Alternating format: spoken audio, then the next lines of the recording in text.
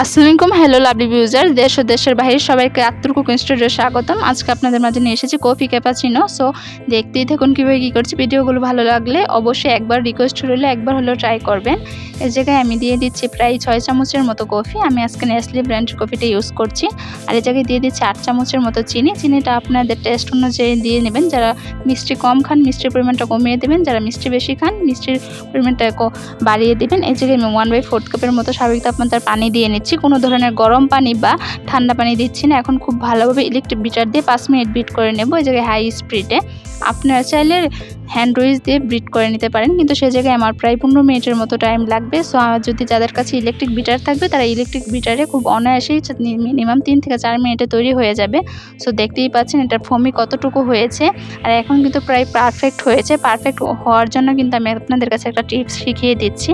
এটা যখনই দেখবেন যে এটা ফোমটা একদম সেট হয়ে গেছে, তখনই দেখবেন যে এটা আমি ঠিক যেভাবে রাখবো ঠিক সেভাবেই থাকবে, কোনো ধরনের পড়ে যাবে না।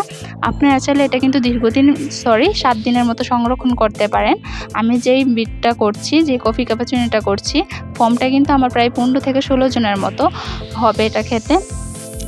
সো 16 কাপের মতো হবে, এটা কিন্তু আমার ফর্মটা হয়ে এসেছে। দেখতেই পাচ্ছেন আমি চামচ দিয়ে ঠিক যেভাবে করছি ঠিক সেভাবেই আছে। আমি এখন কন্টেনারে একটা, আপনারা চাইলে এরকম করে বক্সে সংরক্ষণ করতে পারেন। যে কোনো ধরনের বাবলস থাকবে সেগুলো একটু খুব ভালোভাবে চামচ দিয়ে সরিয়ে তারপর কন্টেনারে কন্টেন করতে পারেন। যে কোনো বাটিতে খুব ভালো এয়ার টাইপ বক্সে রেখে দিতে পারেন ফ্রিজে।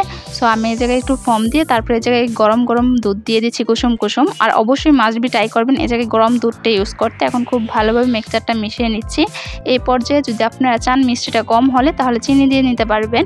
আর ভিডিওগুলো যদি আপনাদের কাছে ভালো লাগে অবশ্যই লাইক কমেন্ট শেয়ার আমার সাবস্ক্রাইব করে যাবেন। যারা ফেসবুক পেজ থেকে দেখছেন অবশ্যই ফেসবুক পেজটাকে ফলো করে একটা লাইক দিয়ে যাবেন। আমি জাস্ট একটু ডেকোরেটের জন্য আর একটু ফোম দিয়ে দিচ্ছি।